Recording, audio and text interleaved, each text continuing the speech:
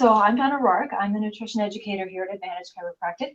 I also do things through Inspired Health and Wellness. I work with nutrition, I work with homeopathics, I work with herbs, stress kinds of things. I have a lot of retired teachers.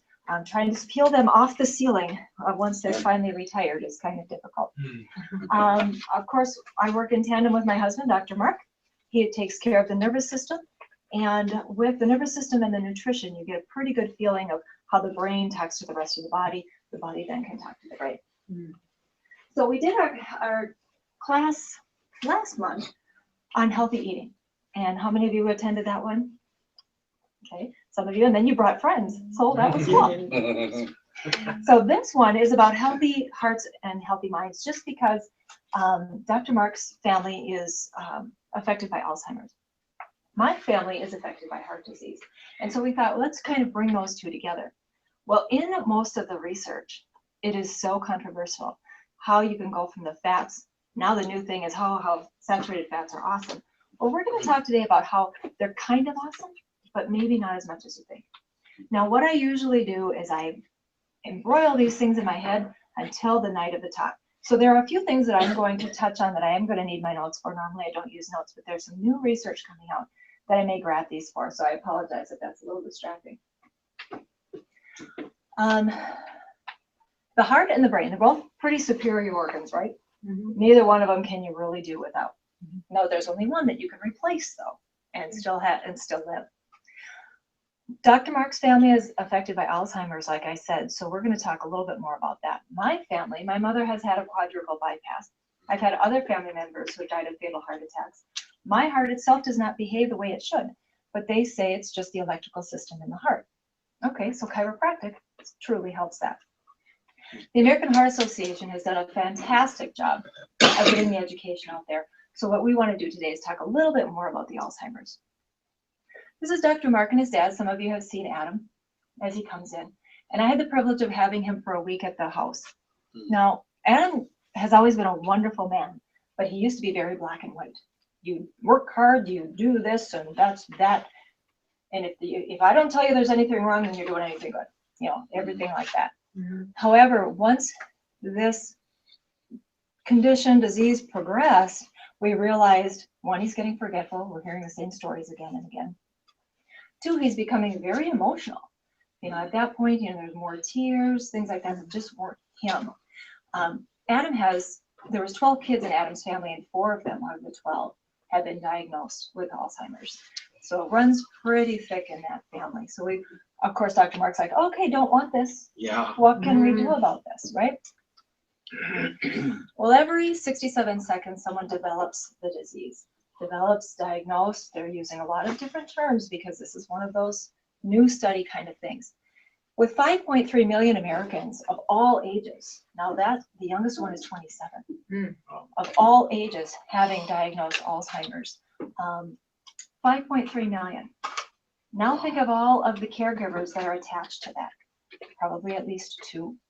And think of all of the caregivers that are attached to the caregivers, because at that point you have a lot of people caring and it's a ripple effect. Now by 2050, I'm going to be 79 years old. I'm going to kind of be in that age range. And so at that point, I would really like them to find some cure or prevention. I'm really into the prevention because I don't want to have it and then have to try and cure it. It's a lot easier to stay out of trouble than to get out of trouble, right? So we really want to work on that prevention piece. 3 seniors dying, and one of them is going to have Alzheimer's or dementia. And they might not even be what we used to think as that 80-year-old person. Yep, they're older, they're going to get that way. That's just the way it is. That doesn't always have to be. 700,000 people in the United States will die with Alzheimer's last year. That's a lot of people just in the United States. So when was Alzheimer's first diagnosed? Anybody have a guess? 1990s. So a lot of people think it's a pretty new disease, right? Since the 70s, Alzheimer's has just exponentially exploded. We don't know what to do with this new disease, right? Well, it was actually in 1901, so over 100 years ago, that the first patient was actually being monitored by Dr. Alzheimer in Frankfurt, Germany. She was 51 years old, and they wondered why she had such an advanced stage of what they used to call senility, at 51 years old. So he did a lot of research with her, but the only way they could look at the brain at that time was autopsy. So at that point, they could only do some anecdotal, watching her movements, doing things like that. So in 1906, she passed away at 55 years old, and she was pretty well into the last stages of the disease. So what they found when they could actually look at her brain is it was, one, shrunken. It wasn't just a smaller version of a regular brain, it was the brain shrunken. So they could tell that there were pieces just missing from that. Also the tangles, which is basically where something has come around the neurons and the nerve endings and strangled them or caused them not to grow anymore. And then plaque-like substances. So just like you hear cholesterol plaque, for some reason there's these plaque-like substances in the brain at that point. Now other physicians were reading this research and saying, hey, I know somebody like that. I have a patient like that. But until the brain could be autopsied, that's when they could either diagnose or do the proper research on that. So within the 5 years from her death, so 1911, so you're pretty close, they named it Alzheimer's. So 1911, that was before my grandparents. So you think, wow, we've had generations of this. A few of the symptoms of Alzheimer's: difficulty remembering conversations, names, or events. That was me today. That was me yesterday. So what is the difference, right? Later symptoms: communication, disorientation, confusion. This is what we noticed in Adam because he's a man who could take out a map. He could drive around the United States on his own no matter what. All of a sudden, he couldn't make it from Fargo to St. Cloud, which is a route he had done several times. Okay, that's a problem. And he's only in his early 70s now. The problem where it becomes swallowing, walking, those are the things that the body forgets how to do. So they recommend that Alzheimer's be considered a slowly progressive brain disease that begins well before clinical symptoms emerge. Did you think he got Alzheimer's? You woke up one morning and boop, here it is. Same with heart disease, same with diabetes. Did you wake up one day and that was the day that, okay, now I have it. Yesterday I didn't have it. No, it's been building for quite a long time, right?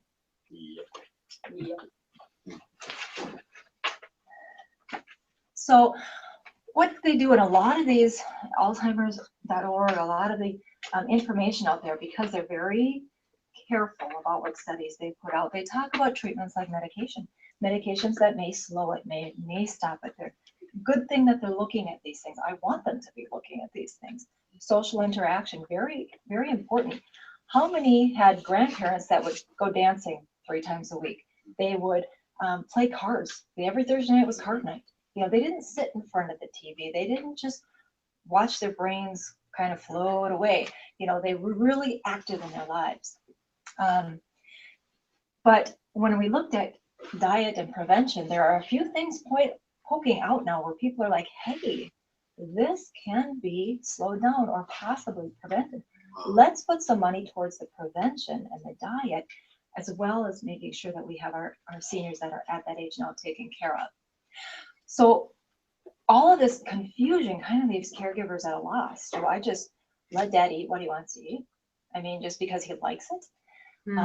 Like my dad who's diabetic, if I just let him eat what he wants to eat, which I do because I live far away, could he be better off if he would listen to his daughter and say, Dad, maybe McDonald's apple pies aren't the best thing for you right now, and generally he will, but I'm just the logo. Yeah, that's true. So, but can we persuade them to eat better for their situation? So what about prevention? Has anybody heard more about preventing all of this stuff? Yeah. I mean, I thought about blueberries help at all. That's what I heard about or read about or something. The one thing that you never get controversy on is vegetables. I mean, they've never gone out of favor. So, diabetes type 3, anybody heard of that? Not type 3, no. That is another word for, they're playing with that term for Alzheimer's. Wow. So, diabetes type 1, 2, and 3, heart disease, Alzheimer's. What do they all have in common? atrophy or plaque building or Plaque bad building, insulin, glucose, yeah, glucose. probably a little bit more of the diet, right? Yeah. So what can we do every day? If this is a progressive brain disease, and this can be building, can we at the same time be preventing? Mm-hmm. So it's the same thing with diabetes. Can we be preventing this by not eating something, by eating a little more of something? What are we going to look at? So they all have sugar in common. They do all have sugar in common, processed foods. If you notice, even heart disease. Mm. We'll talk a little bit about why those studies get a little bit flawed with the no fat, low fat diet. What happened there? Mm. So preventing or promoting disease with your food choices. I say that at every talk, don't I? Yep. You are going to eat yourself healthy, or you're going to eat yourself sick. Now, there are genetics that play a role, absolutely. 25% of genetics are what you are, 75% what you do to those genes. Now, with the Genome Project, we can tell, have we turned on a diabetic gene? Have we turned off a diabetic gene? How many times do you turn it on to turn it off? Mm. Could it be going on all day long? The studies are still out. Mm. Now, processed foods. This is one that would kind of surprise me because I wanted to say, well, processed foods, that's since the 70s, they changed the grain and all of that. But what I was finding, honestly, trans fats, Crisco, all of those hydrogenated oils where they put the hydrogen into the liquid oil so they can make it more shelf stable, so they can feed the masses they think they need to do that, was actually invented in the 1890s. Mm. Wow. Made its way into our food supply in the 1910s. And we already had processed foods by then, like Oreo cookies, Crisco, marshmallow fluff, Nathan's hot dogs.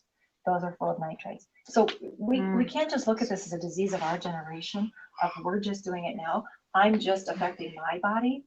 What did 3 generations before that do to my body? What did my grandparents choose? My parents choose, I choose. Now it's affecting my kids. Some of you grew up on great farm foods, right? My mother's family, they settled in Sartell, worked at the paper mill. They did not own a farm. So they ate city food. Then they got transferred to Minneapolis when Warren Shade went there. Again, on Central Avenue, you're not going to have a farm. You're not going to have fresh vegetables. You're going to go down to the grocery store. And in 1937, you're going to buy macaroni and cheese. 1937. 1943, you could get 2 boxes for 1 food ration stamp. So guess what they did? They bought, get this right here, 50 million boxes were sold in 1943. So Kraft macaroni and cheese isn't something new that we've been giving our kids, but it still hasn't been the healthiest thing either. It wasn't until 2016 that because of the needs of the consumers, they decided that they would make all Kraft macaroni and cheese without artificial flavors, preservatives, and synthetic colors. So almost 90 years of eating stuff like that. Yeah. That affects generations. Too much food. We simply eat too much food. The fact that it's available to us and we can eat it doesn't mean we should eat it, right? I don't need to be going out and buying cookies today, even I did treat the staff to a few little sweets today, because we knew we had things going on. But we've also been doing the clean eating challenge. We've also been, 90% of the time when you're eating clean, you can also indulge in some of those things. But even too much good food is just simply too much. What Adam used to do is he liked to eat 1 meal a day, 1 very large meal a day. If you took him to a buffet, he would literally fill the table with every option on the buffet, and it would be on your table. And we just sat there like, are you kidding me? And he could finish it, and he felt fine. He never had the blood sugar spike or anything that we knew about. So here he's having this large meal. Or you think of somebody who skips meals all day and then they eat that big dinner because they haven't eaten all day, so now they're just ravenous. So they spike their glucose, or the glucose comes in, spikes their insulin, takes care of the glucose, so it might handle some of that diabetic tendency, takes care of that glucose. What happens to that extra insulin? It just goes right out of the body because the insulin is so great. There are non-insulin dependent organs, brain, heart, those kinds of things where it settles. So now you've got insulin settling in there. And so that they think is one of the things that leads to some of the plaque buildup. So when you're overindulging and you think, oh, I just ate a little bit too much, okay, once in a while, that's fine.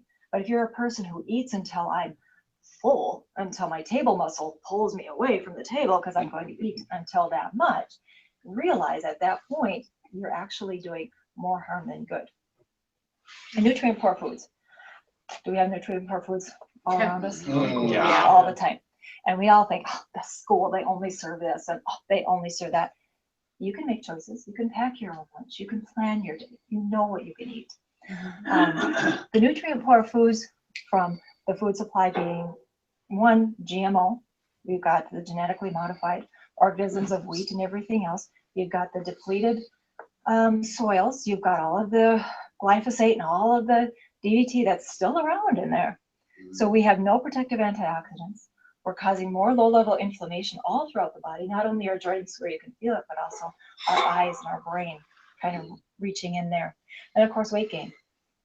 We're like, I'm eating healthy. Why am I gaining weight? You know, I'm eating salads. I'm eating like a rabbit. This is, you know, why is this happening? Well, a lot of that happens to be because you're eating the nutrient poor, better foods, or you're buying it from a box that says it's natural when corn syrup, ethanol, natural. The further it is from its natural state, it's going to be more poisonous. Now we have improper fats, free radical effects. That free radicals, I always say, they're like, it's like something that makes your cells rust. It makes them not work as well. It really gets into the joints, all this free radical damage. So what we want is antioxidants. So that's where those vegetables come in, the fruits come in, the good healthy fats come in, giving you those antioxidants to knock off that rust. So I don't know if this is going to come across right, but immediate cause and slow effect. So if I fell, or if I took something, wham, went through my hand, right? I'm bleeding, you're all freaking out, you're running for the door, you're running 911. And what are we going to call this? We're going to call this bad thing Alzheimer's because it's a condition that's really making trouble, right? You would have stopped me from doing this, right? Or you would have stopped me from falling and having that accident. But if we're going to slowly take the blunt end of this now, and we're just going to sit there and push and push and push, and we're going to have an immediate cause, but it's just going to slowly affect that. And pretty soon it's bleeding and gushing and everything else. And you're looking at me like, well, why didn't you stop? That's where our bad diets come in. It's like, why didn't you stop? Jack, can you speak to that a little bit? Oh, sure. Oh my gosh. Well, for anybody that wasn't at the meeting last time, on December 6th, I went to the emergency room of the St. Cloud Hospital. My mom had to drive me in because I was totally dizzy. I couldn't really stand. I was sitting in my chair.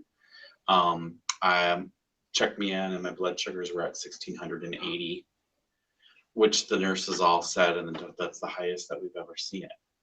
It was like terrible. They had 3 doctors working on me, and they slapped insulin on me, and they were monitoring my blood sugars like every half hour.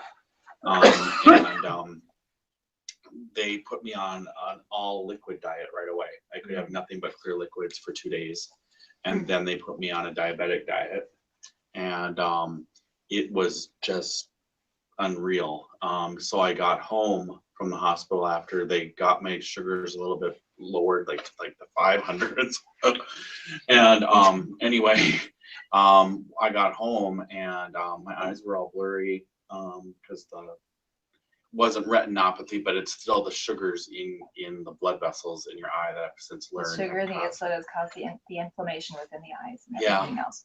So after that, they said, okay, stop doing this, right? Yeah, that was totally what it is, Donna. And they said, you need to make a total change, but it was, was like, whoa. So I have made the change. Right. So let's help you to make that change before you actually get into that situation, right? If you would have believed someone who said, you know what, maybe let's check you out, Jack. Let's make sure you're okay. Yeah. So when we talk about cause and effect, we really want to be watching that every little bit we do is adding up. So healthy diet, whole foods, sensible amount, keeping your blood sugar stable. That means eating a few times during the day. Now, if you can eat 3 meals and you do well, that's fine.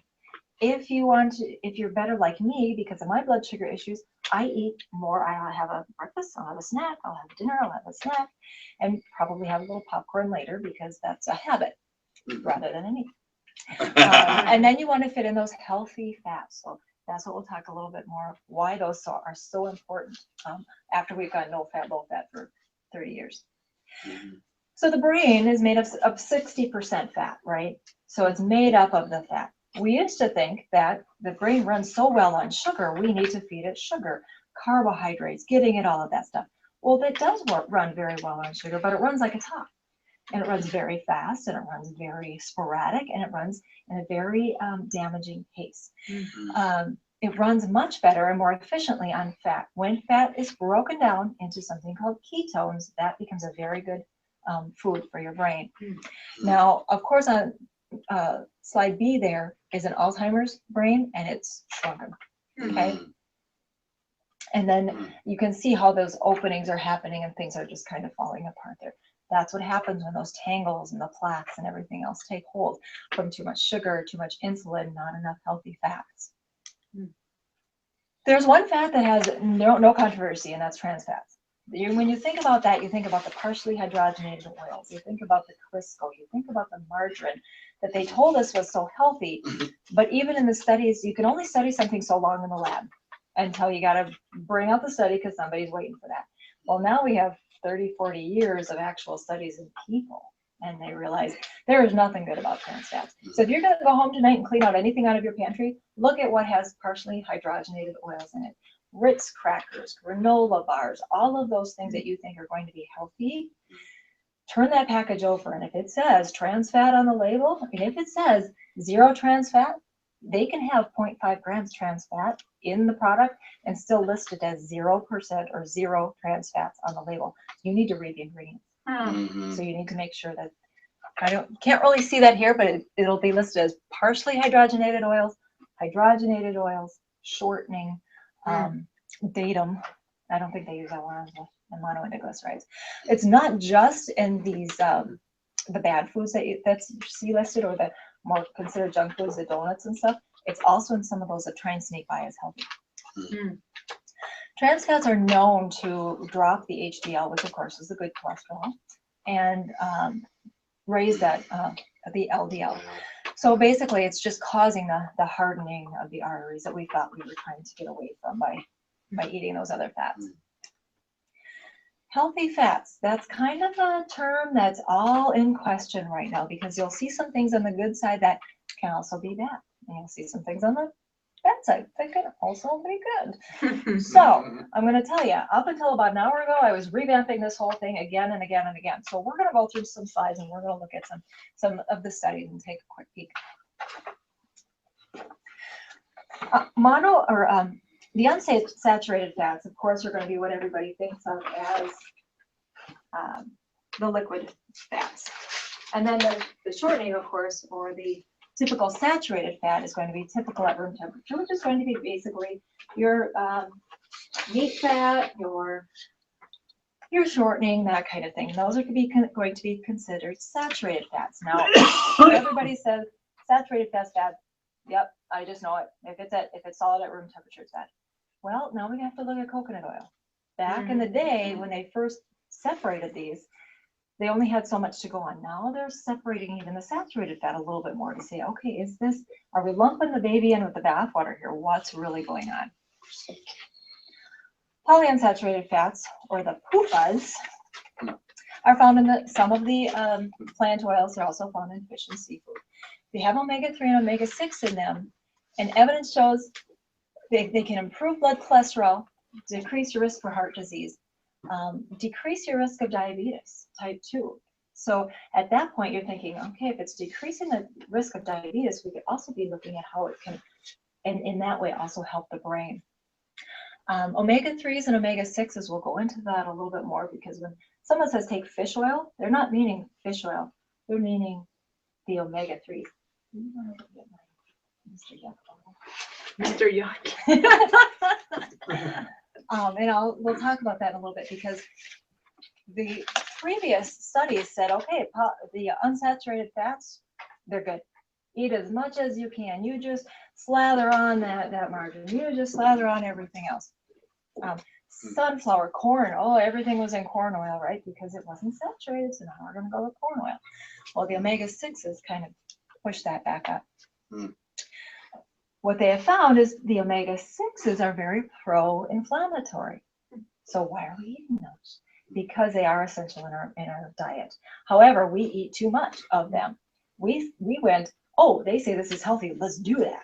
So we just went gangbusters on that, where it used to be more of a 1-to-1, and it should be more of a 4-to-1.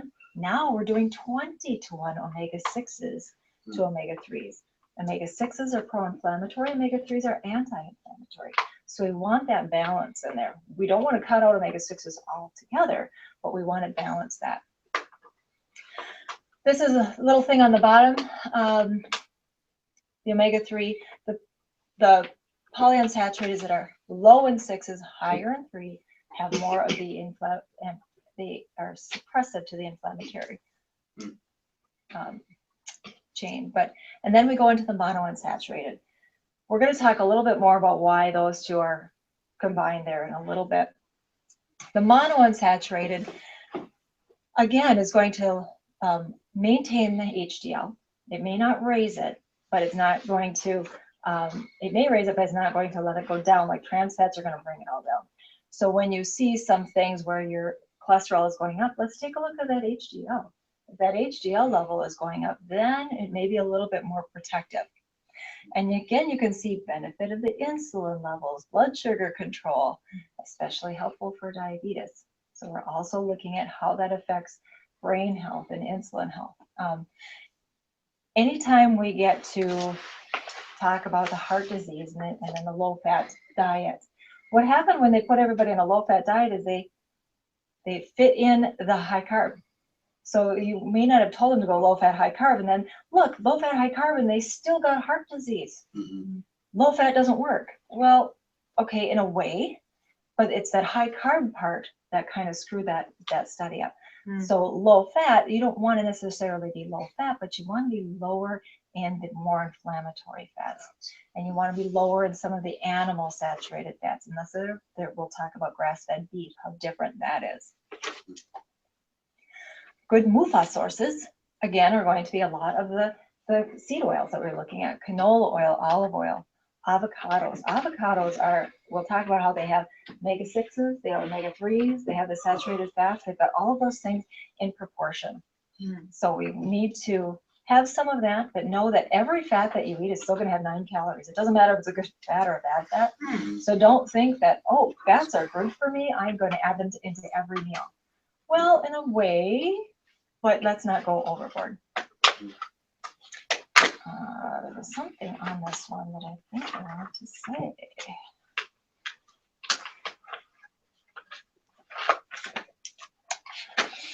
So, healthy fats. We've talked about the trans fats, which are an absolute, just stay away from them. We talked about the polyunsaturated fats. Those are a little higher in omega-6s. So those we're going to need to be a little bit more careful of. We're going to need to balance them a little bit.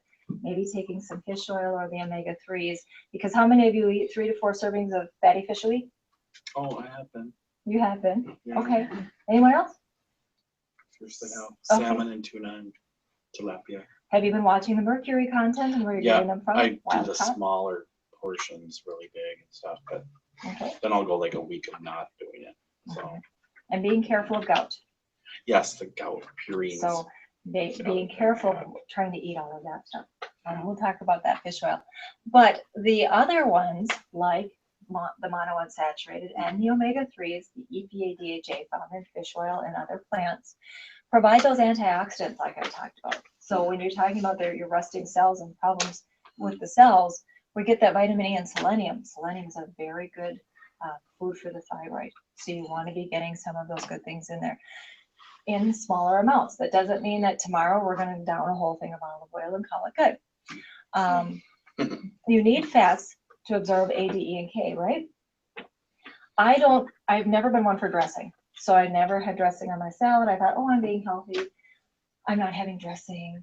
Yeah, well, I should have been having dressing because that is going to help me to absorb the A, D, E, and K that are in those good foods, especially the broccolis and things like that. Healthy fatty acids, of course, we talked about a bunch of times. Diabetes, heart disease, cancer, musculoskeletal pain. Oh, we don't see that in our office, do we? Oh. Inflammatory conditions, RA, brain fog sometimes can be an inflammation of the brain that you don't even know you've got.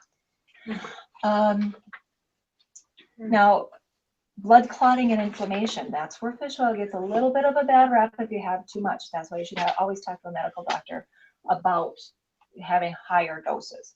And I was going to say that in the beginning, that I'm not a medical doctor. I'm not giving you medical advice. I'm not telling you this is the way you have to eat. I'm saying this is the studies, this is the information that has been presented.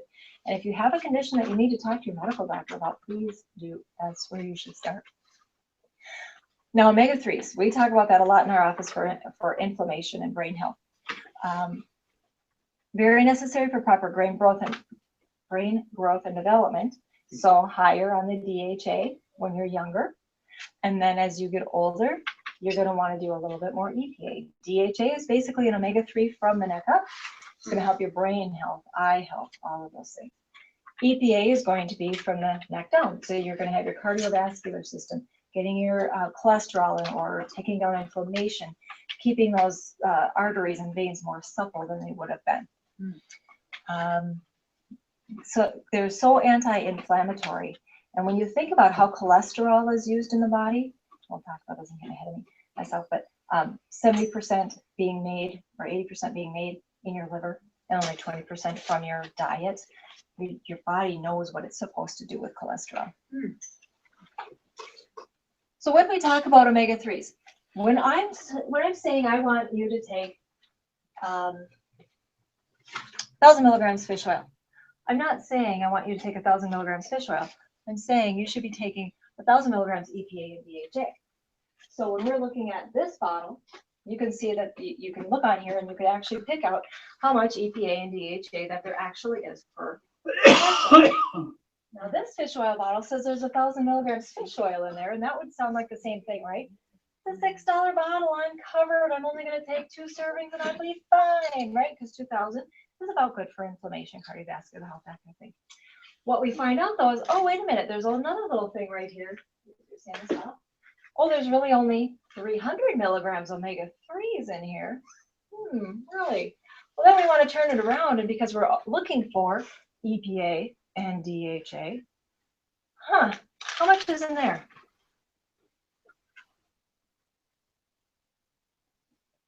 Just 300.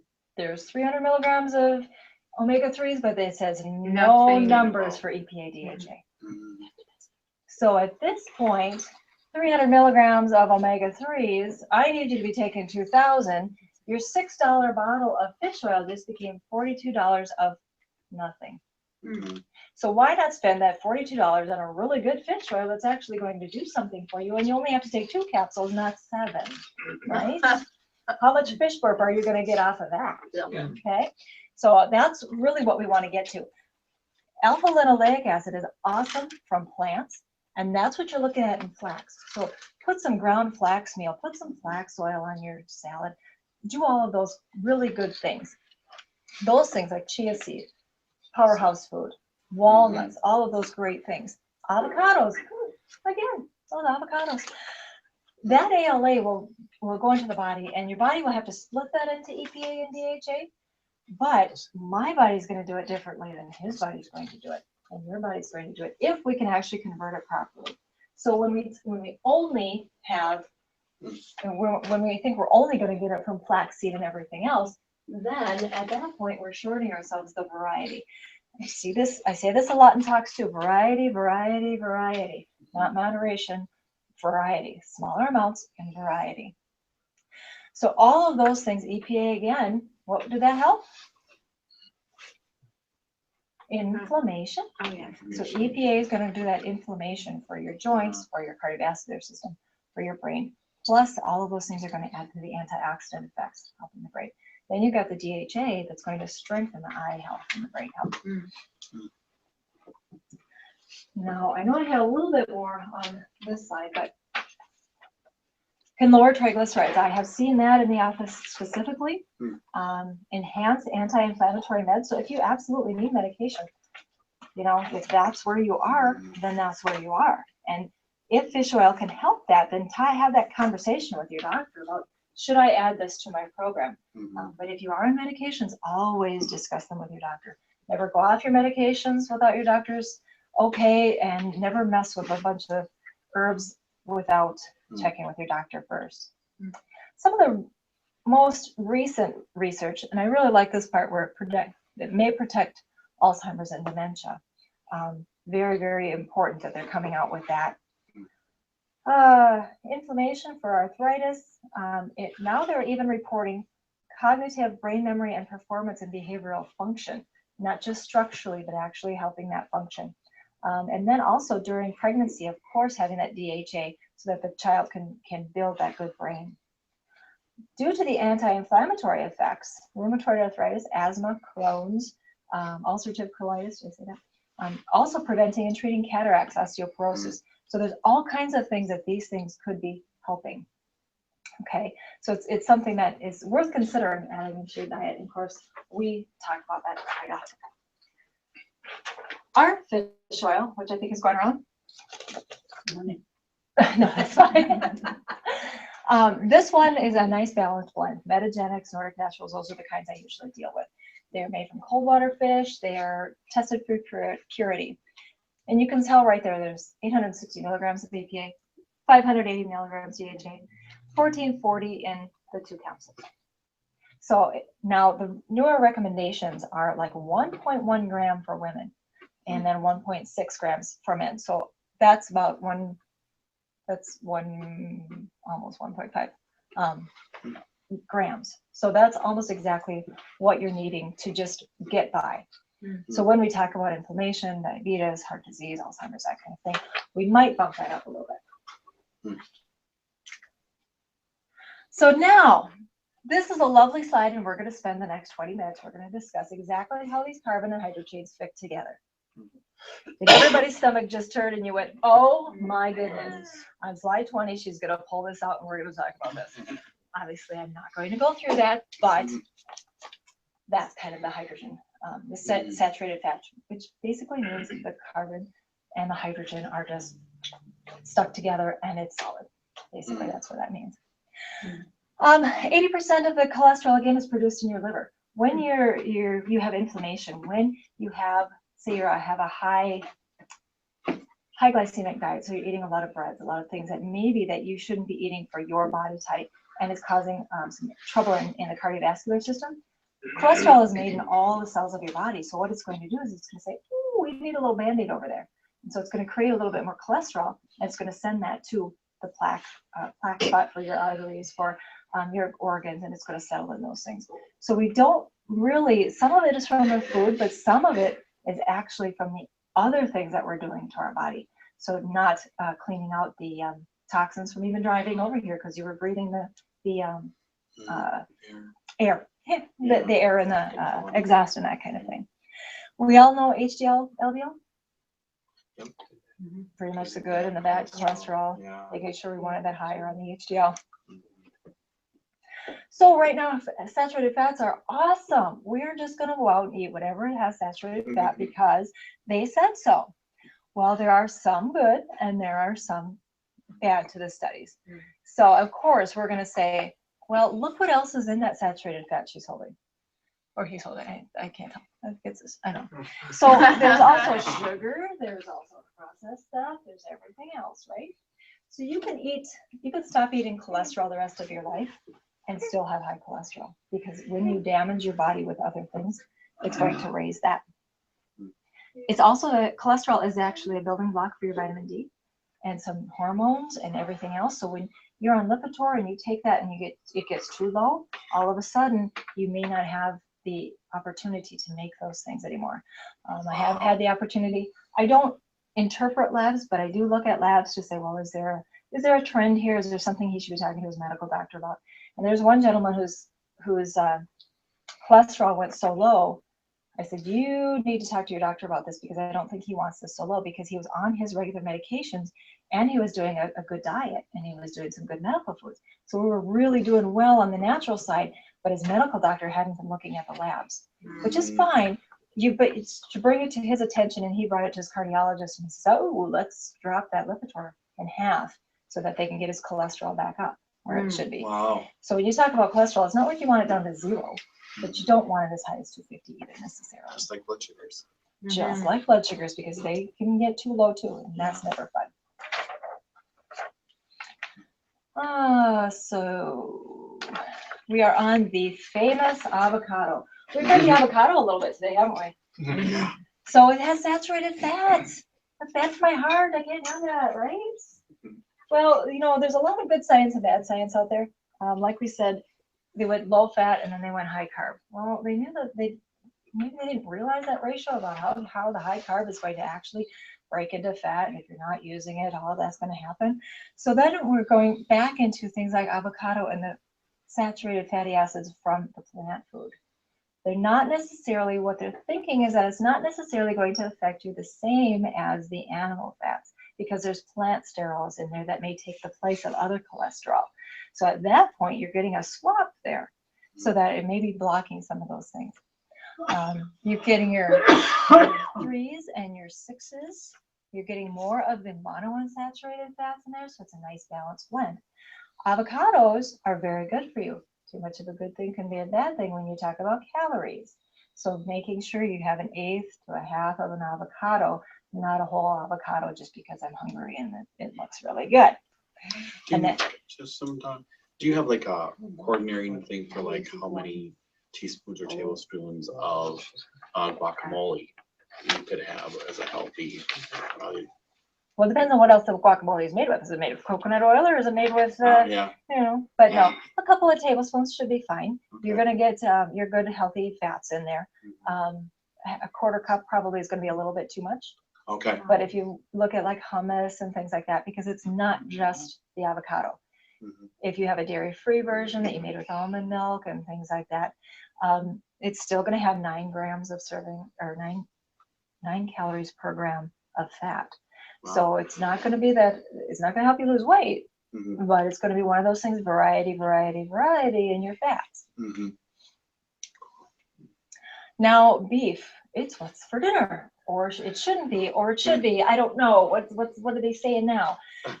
One thing I've heard for the last 10 years that's never been disputed is grass-fed beef. Now, places like Sweden, Denmark, those places, mm-hmm. they can't feed their cows anything but the grass, because it changes the pH of their body. So it changes the pH of the meat. It changes the pH of the fat. So when you are looking at yourself and you're doing, okay, I need to keep my pH a certain way, let's have a better brand of beef. Same thing happens to the fat now they have found. Yes, it may be a saturated fat, but a grass-fed beef is going to be leaner. It's going to taste a little different. It's going to taste a little bit more like when you have venison or elk, or then you could be like Randy and just bring the best elk back, and then you don't have any saturated fat. 3-ounce serving is 35 milligrams of omega-3s, EPA, and DHA, so they're already broken down for you. So a variety, again, not just chicken, not just turkey, not just fish, but fitting in some of the grass-fed beef, no nitrates, making sure it's not sausage, making sure it's not cured. The meat sticks are great if they're uncured, but then you're going to look at sodium count, and if you get something that's other than what it looked like on the table, then it's not going to be what you're looking for. And 2 times the conjugated linoleic acid. That one is a little bit on the mark of, is it good for me? Is it bad for me? So what they're finding is that it's another one of those fatty acids that can really do some great antioxidant effects. It's one of those that you don't want to go out and necessarily have, 10-ounce slab of beef, but a 3-ounce serving is really, really good. So what we're doing is we're taking that American diet of eat everything that you can to eat smaller portions of quality food, getting better ingredients into your plate, and really cutting down what you're eating. It doesn't mean to starve yourself, because believe me, you won't. If you have 1,500 calories of good food, is a lot of food. This one is another real big controversy, because right now it is the health food of the year. It's coconut oil, 90% saturated fat. So a lot of cardiologists are still like, I'm not so sure about this. And there's bulletproof coffee, which is organic coffee, and you put in a tablespoon or 2 of coconut oil, and you put a 1/2 stick of butter, and you blend that, and that's what you should have in the morning. Sorry. Yeah. I'm not quite there yet. I see his premise on that, and he could be perfectly on the mark. But I'm still cautious a little bit on common sense. saying, well, you're going to have to show me the money on this one. We're going to have to really look at that butter. I'm not so concerned about the plant sterol, but I'm kind of concerned about that butter. Anytime, just like our bodies, animal bodies, fat is going to store your hormones, antibiotics, toxins, all the nasties. So if you're going to get fat from an animal, make it the cleanest fat you can. And if you're going to have that every day in your coffee, splurge and get the organic stuff. But at $6 a pound, that makes it very sparing for my family. We're like, okay, yes, I'm going to eat the organic, but we're not going to eat that all the time, right? Because we're going to go through that. But one of the things about coconut oil is that you think about the saturated fat and think, oh, I know all the bad things that's going to do, but it actually bypasses the liver or bypasses the bile so that it can go right to the liver. So then your body doesn't have to break it down as much. It doesn't stress the body. So you've got the medium chain fatty acids, or people call them medium chain triglycerides, whichever one you want, which are going to give you faster energy. So they think that may boost the metabolism. So at that point, you might get some weight loss out of it. There have been many, many studies now since Dr. Karen Mary Newton. Mary Newport fervently declares that her husband has shown clear improvement in his dementia with regular use of coconut oil.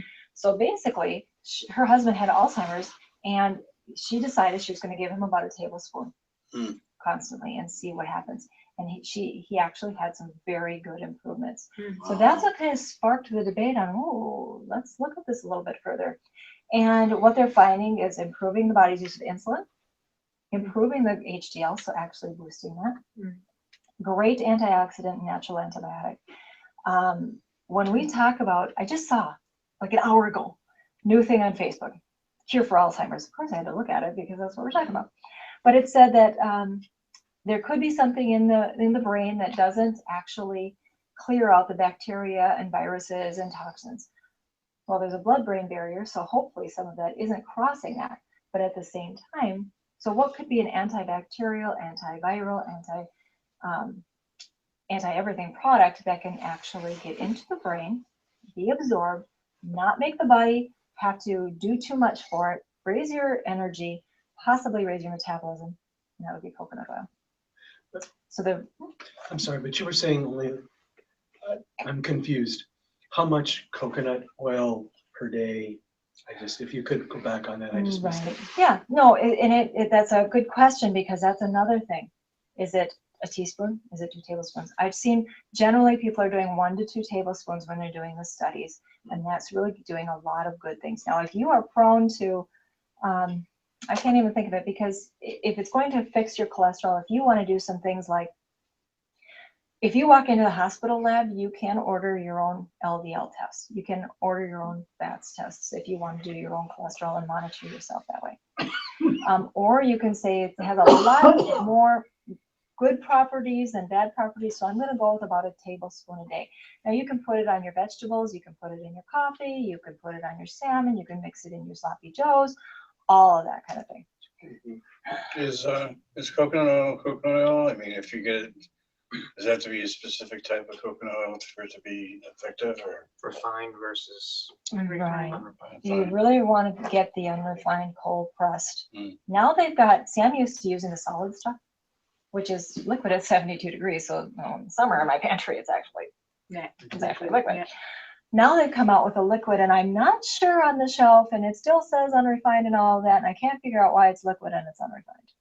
So when I asked them about that, they said, oh, it still preserves the medium chain triglycerides, which is kind of the big thing that's in there. But to me, it's still processed. You'll have to make your own assumptions on what you need out of that coconut oil to do that. And Donna, coconut oil is not a substitute for coconut milk. You still, if you drink coconut milk, you won't get the same benefits from drinking coconut oil as you will from using coconut oil, I'm guessing. Or You're could you? right.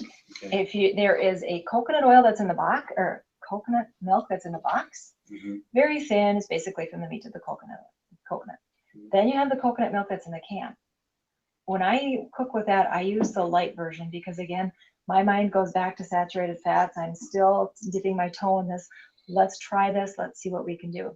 Mhm. Then you get the actual coconut oil, the stuff that you can fry with. Mhm. So there's a difference between how you would use them. Okay. You know, you can use the coconut milk in the can. I've used that for soups. I've used that for if you want to make a pudding or something like that. Mhm. If you're going to do the coconut oil and you're going to fry something, you know, or like the other day I just drizzled it over our green beans. Mhm. So when we had the green beans and sauerkraut, whatever. So then using it that way. So it's totally different use, but I wouldn't use that canned coconut milk in my smoothie, because I'll use the boxed coconut milk in my smoothie just because it's thickened, you know, that kind of thing. So you will get some of the same benefits, Okay. variety, but Okay. don't eat all coconut stuff just because I said it was mostly healthy. Fit in those olive oils, fit in those other things. Okay. So all of these things on here, putting less strain on your digestive system, stimulate body metabolism. We use it in our hair. My daughter uses it on her scalp. We use it for lotion. But I'm going to tell you, take your shower, slather it on, treat yourself to the news, because it's kind of greasy at first, but then it actually, you know, soaks in. I use it as an eye makeup remover, and it's worked really well for keeping my eyelashes instead of losing them all the time because the other stuff. We didn't talk a lot about the lauric acid, which becomes monolaurin. And coconut oil is one of the bigger